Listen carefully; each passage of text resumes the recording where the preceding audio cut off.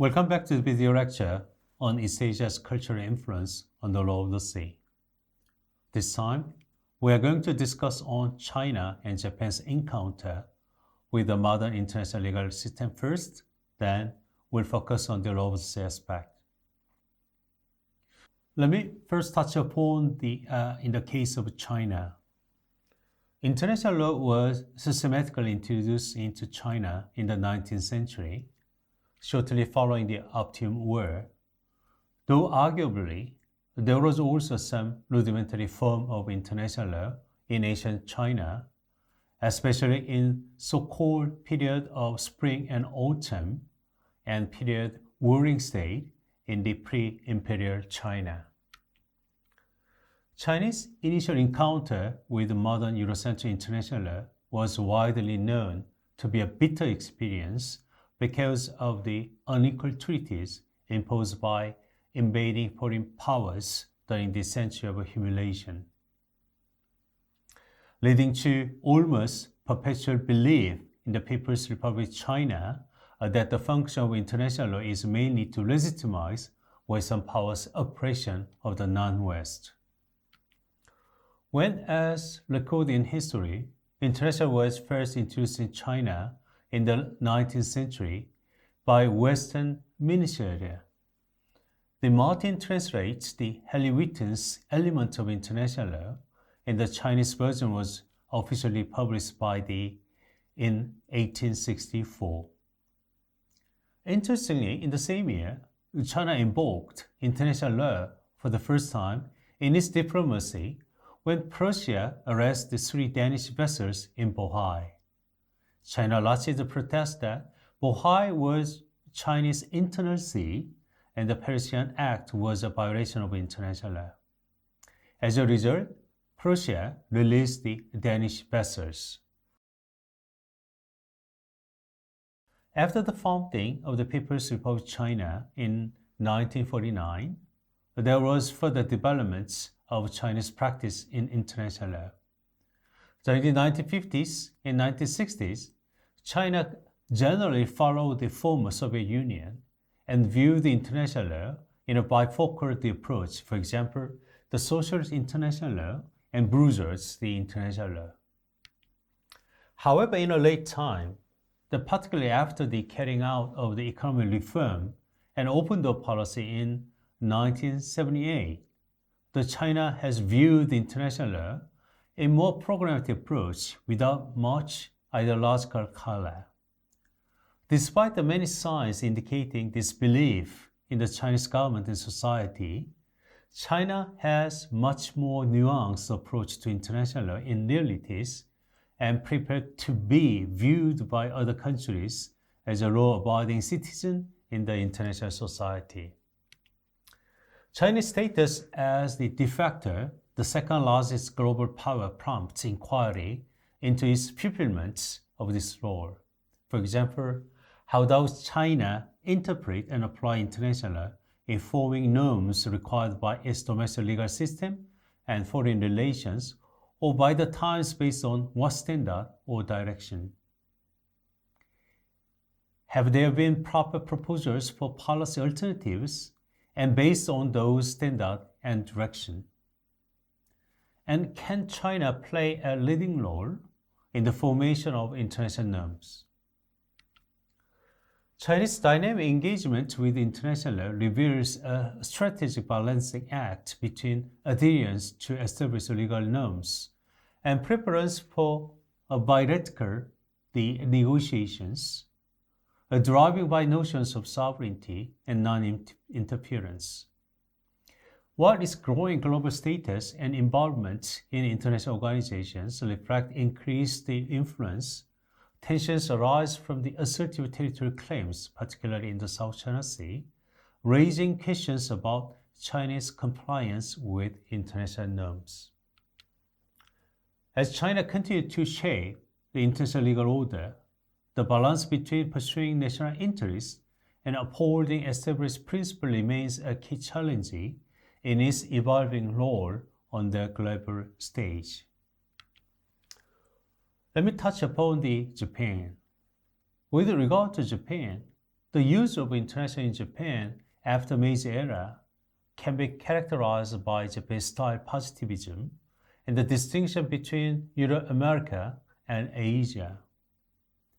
These attributes align with the imperialist expansion and have emerged and flourished within the context of the nation's interaction with the West. Moreover, Japan's evolution as modern state coincides temporarily within the imperialist era. The being in Asia, having the character of Asia, but not Asian, the so-called notion of de-Asianization have been predominant in modern Japan. Japan needed a methodological framework for establishing its relations with Europe and Africa in a process of accepting the space of Asia as something given. The civilization and race confirmed integration of Asia caused by its differences with Europe and America.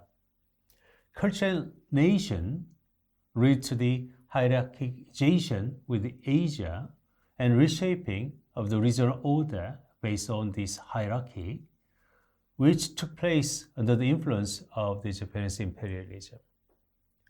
These various discourses can be understood as aspects of the distinct characteristics of the colonization by Japanese imperialism, which made use of international law and treaties.